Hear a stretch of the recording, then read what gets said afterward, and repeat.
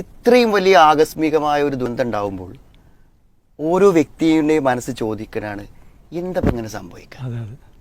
അതിന് വളരെ ക്ലിയർ ആയ ഒരു ആൻസറാണ് എന്ത് ഇപ്പോൾ മൂസ സലാഹി പറഞ്ഞത്, അതായത് അള്ളാഹുവിന്റെ തീരുമാനം. അത് സത്യത്തിൽ എന്താ വെച്ചാൽ ഈ ദുരന്തത്തിൽപ്പെട്ട ആളുകൾ തന്നെ അതിൽ നിന്ന് രക്ഷപ്പെട്ട് തിരിച്ചു വരുമ്പോൾ അവർ വളരെ വിശ്വാസത്തോട് പറയുന്നുണ്ട് എന്ത്, ഇത് അള്ളാഹിന്റെ തീരുമാനമാണ്, അള്ളാഹു എന്ത് തീരുമാനിച്ചാലും ഇന്നാ ലില്ലാഹി വ ഇന്നാ ഇലൈഹി റാജിഊൻ, ഞങ്ങൾക്ക് പ്രശ്നമില്ലാതല്ല. പിന്നെ എന്താന്ന് വിചാരിച്ചാൽ ഇതിലിങ്ങനെ ഈ കൺഫ്യൂഷനും ചർച്ചകൾ നടക്കുന്ന ഒരു കാര്യം എന്ന് വിചാരിച്ചാൽ എന്താ വെച്ചാൽ ഈ ഖദറിനെ കുറിച്ച് ചിന്തിക്കുന്നതിന് നമുക്ക് ഭയങ്കര പരിമിതികൾ. അതുകൊണ്ടാണ് എത്ര പറഞ്ഞാലും ആളുകൾക്ക് ഇതിലെ സംശയം തീരാ. വളരെ കുറച്ചേ നൽകിയിട്ടുള്ളൂ എന്നുള്ളതാണ്. അപ്പൊ സത്യം എന്താ വെച്ചാൽ നമുക്ക് ഈ ഖദറിനെ കുറിച്ച് നമ്മൾ മനസ്സിലാക്കുമ്പോൾ നമുക്ക് വരുന്ന ദുരന്തങ്ങൾ അല്ലെങ്കിൽ പ്രശ്നങ്ങൾ അതിനെക്കുറിച്ച് നമുക്ക് എന്തുകൊണ്ട് അള്ളാഹു ഇങ്ങനെ ഒന്ന് എനിക്ക് തന്നു എന്ന ചോദ്യത്തിന്റെ ഉത്തരം നമുക്ക് പെട്ടെന്ന് ചിന്തിച്ച് മനസ്സിലാക്കാൻ പറ്റുന്ന കാര്യമില്ല. അത് അള്ളാഹുവിന്റെ ഇൽമാണ്, അള്ളാഹുവിന്റെ ഒരു സിറാണ്.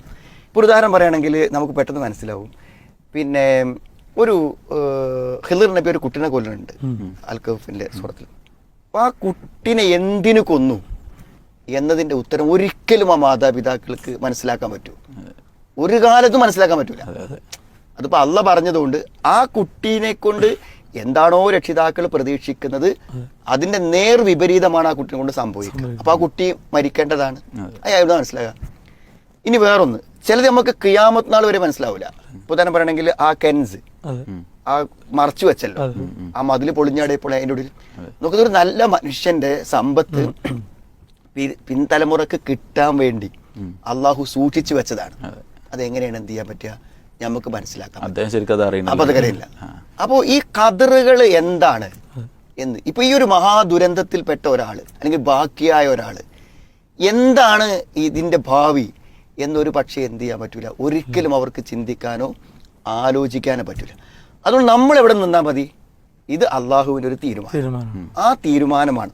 പിന്നെ വേറൊരു കാര്യം ചിന്തിക്കേണ്ടത്, നമ്മുടെ മനസ്സിൽ ഇത് ഈ സമയത്തുണ്ട്, എല്ലാവരും ഈ കേട്ടോലൊക്കെ മനസ്സിലുണ്ട്, അള്ളാഹുവിന്റെ അടുക്കൽ നിന്ന് ഖൈർ മാത്രമേ ഉണ്ടാവും. ഇന്ന അംറഹു കുല്ലഹു ലഹു. അപ്പൊ നമ്മൾ എന്ത് ചെയ്യണം, നമുക്ക് എങ്ങനെ മനസ്സിലായില്ലെങ്കിലും എത്ര പ്രതികൂലമാണെന്ന് തോന്നിയാലും നമ്മൾ എവിടെ നിൽക്കണം, ഇത് എനിക്ക് ഖൈറാണ് എന്നിടത്ത് നമ്മൾ എന്ത് ചെയ്യണം, നിൽക്കണം. അങ്ങനെ നിൽക്കാൻ നമുക്ക് എന്ത് ചെയ്യണം, പറ്റണം. അങ്ങനെ പറ്റുമ്പോൾ മാത്രമേ നമ്മൾ എന്ത് ചെയ്യുള്ളൂ, ഈ വിധി വിശ്വാസത്തിന്റെ പൂർണ്ണതയിൽ നമ്മൾ എന്ത് ചെയ്യുള്ളൂ, എത്തുകയുള്ളൂ. അപ്പൊ ഈ ഖദർ എന്നുള്ളത് തൽക്കാലം ഒരു സംഭവം ഉണ്ടായപ്പോൾ നമ്മളൊരു എക്സ്ക്യൂസിന് വേണ്ടി കണ്ടെത്തുന്ന കാര്യമില്ല, അതൊരു ഉത്തരമാണ്. ഈ ഉത്തരത്തിലല്ലാതെ ഇപ്പൊ ഒരാള് പെട്ടെന്ന് നിങ്ങളുടെ ഉമ്മ മരിച്ചു, അല്ലെങ്കിൽ വാപ്പ മരിച്ചു, മകൻ മരിച്ചു, അതിന്റെ ഉത്തരം എന്താ, അതിന്റെ ഉത്തരം അതാണ്. പിന്നെ എന്താ വെച്ചാൽ എനിക്കെന്തിപ്പോ ഇത് വന്നു, ഈ നാട്ടിൽ എന്തിപ്പോ ഇത് വന്നു, അതിന് നബി സ്വല്ലല്ലാഹു അലൈഹി വസല്ലം വളരെ കൃത്യമായ ഉത്തരം പറഞ്ഞു. വാലം അന്നമ അഖ്തഅക ലം യകുൻ യുസീബക. നീ ആയി പെട്ടിട്ടില്ലെങ്കിൽ നീ അതിൽ പെടേണ്ട ആളല്ല, നീ അതിൽ പെട്ടിട്ടുണ്ടെങ്കിലോ പെടേണ്ട ആളാണ്. അതാണ് വിധി. എന്തുകൊണ്ട് അവൻ രക്ഷപ്പെട്ടു അല്ലെങ്കിൽ അയലോകക്കാരൻ രക്ഷപ്പെട്ടു, ഞാൻ രക്ഷപ്പെട്ടില്ല എന്ന് ചോദിച്ചാൽ ആ വിധി നിർണയത്തിൽ നിനക്ക് സംഭവിക്കേണ്ടത് നിനക്ക് സംഭവിക്കേണ്ടതല്ലയോ, എന്ത് പ്രതികൂലത ഉണ്ടായാലും അത് നിനക്ക് സംഭവിക്കൂല. അപ്പൊ ഈ വിധി വിശ്വാസത്തെക്കുറിച്ച് ശരിക്കും നമ്മൾ മനസ്സിലാക്കിയാൽ നമ്മുടെ ജീവിതത്തിൽ ഏറ്റവും വലിയ സമാധാനവും ഏറ്റവും വലിയ സുരക്ഷയും കിട്ടുന്ന ഒരു കാര്യമാണ്. ഇപ്പൊ ഒരു വിധി ഇല്ലെങ്കിൽ, ഈ ഖദർ ഇല്ലെങ്കിൽ നമ്മൾ എങ്ങനെ മുന്നോട്ട് പോവാ, മനസ്സിലായി? ഇപ്പൊ നിങ്ങൾ വാഹനം എടുത്ത് മുന്നോട്ട് പോകുമ്പോൾ ഒന്നിപ്പോ അപകടം പറ്റുമോ? അപകടം അള്ളാന്റെ വിധിയിൽ എനിക്കൊരു അപകടം ഉണ്ടെങ്കിൽ പറ്റും അല്ലെ. ഇപ്പൊ ഒരു അസുഖം വന്നു, പഠിച്ചോ ഈ അസുഖം കൊണ്ട് ഞാൻ മരിക്കോ, ബേജാറാകാണ്. എന്റെ മരണത്തിന്റെ അവധി ഇപ്പോഴാണെങ്കിൽ അത് സംഭവിക്കും, ഇല്ലെങ്കിൽ ഇപ്പൊ എന്ത് അസുഖം വന്നാലും ഞാൻ ചികിത്സ രക്ഷപ്പെടും. മുന്നോട്ട് പോകാനുള്ള ഭയങ്കരമായ കരുത്ത്, ദുരന്തങ്ങൾക്ക് മുന്നിൽ പിടിച്ചു നിൽക്കുവാനുള്ള മനഃശക്തി, അതേപോലെ തന്നെ ഭയങ്കരമായ പ്രതീക്ഷ, ഇതൊക്കെ നമുക്ക് നൽകുന്ന ഒന്നാണെന്ത്, വിധിവിശ്വാസം. പക്ഷെ ഇത് മനസ്സിലാവാത്തവരെ സംബന്ധിച്ചിടത്തോളം എന്താണ്, ഇത് വെറുതെ ഓരോ കാര്യങ്ങൾ ഉണ്ടാകുമ്പോൾ നമ്മൾ ഒരു കാരണത്തിന് വേണ്ടി പറയാമെന്ന് വിശ്വസിക്കണം. അപ്പം ഇതിലൊന്നും ഒരു സംശയവും നമുക്ക് ഉണ്ടായാൽ നമ്മൾ ഈമാൻ ശരിയാവില്ല. ഇതൊന്നും സംശയമില്ലാതെ നമുക്ക് വിശ്വസിക്കാൻ കഴിയുമ്പോഴേ നമ്മൾ ഈമാൻ ശരിയാവും. ചേർത്ത് പറഞ്ഞു. ശരിക്ക് അള്ളാഹുവിനാണ് നമ്മുടെ കാര്യങ്ങൾ അറിയുക എന്നൊരു തലത്തിൽ ചിന്തിച്ചാൽ നമുക്ക് അത് സമാധാനിക്കാൻ കഴിയുന്നെന്ന്. പക്ഷെ ഇവിടെ സംഭവിക്കുന്നത് എന്താ വെച്ചാൽ, ഇപ്പോൾ ഈ നിരീശ്വരവാദികളും യുക്തിവാദികളൊക്കെ ഈ ഒരു സമയം എങ്ങനെ മുതലെടുക്കാൻ പറ്റും എന്നുള്ളൊരു ചിന്തയാണ്. ഇപ്പോൾ ചില ഹാഷ്ടാഗുകളൊക്കെ പ്രേ ഫോർ വയനാട് എന്നുള്ളിടത്ത് വെട്ടിയിട്ട് പേ ഫോർ വയനാട് കൊടുത്തൊളിഞ്ഞ് പ്രാർത്ഥിച്ചിട്ടൊന്നും കാര്യമില്ല എന്നുള്ളൊരു ശരിക്കും ഒരു ദൈവനിഷേധത്തിൻ്റെ ഒരു കാര്യം വളരെ കൃത്യമായി വളർത്തിക്കൊണ്ടുവരാനുള്ള ഒരു അവസരമായിട്ട് ഇതിനെ ഉപയോഗപ്പെടുത്തുന്നുണ്ട്. ശരിക്കും ആ ഒരു ചിന്ത പൂർണ്ണമായും തെറ്റല്ലേ? ശരിക്കും ഇപ്പം എന്താ വെച്ചാൽ നമ്മൾ ഈ ദൈവവിശ്വാസം ഇല്ലാത്ത ആളുകൾ മനുഷ്യത്വം ഇല്ലാത്ത ആളുകളാണെന്ന് ശരിക്കും നമ്മൾ മനസ്സിലാക്കേണ്ടി വരും. ഈ കമൻറ്റുകൾക്കിടയിൽ ഇവിടെ കമൻറ്റ് വായിക്കുമ്പോൾ നമ്മളിപ്പോൾ ഈ ഒരു ദുരന്തത്തിൻ്റെ ചിത്രങ്ങൾക്കിടയിൽ ഈ കമൻറ്റ് വായിക്കുമ്പോൾ നമുക്ക് തോന്നും. അത് ഞാൻ പറയാൻ കാരണം വെച്ചാൽ ഒന്ന്, ഇവരെല്ലാ ദുരന്ത സന്ദർഭങ്ങളിലും ഈ ചോദ്യം ചോദിച്ചിട്ടുണ്ട്. ഫലസ്തീനിൻ്റെ കുഞ്ഞുങ്ങളെ പറ്റി വന്നപ്പോൾ ചോദിച്ചിട്ടുണ്ട്. എവിടെയൊക്കെ ദുരന്തങ്ങൾ ഉണ്ടാകുന്നുവോ അവരവരുടെ ഫേസ്ബുക്കിൽ ഇരുന്നിട്ട് ചെയ്യുന്ന പരിപാടിയാണ്.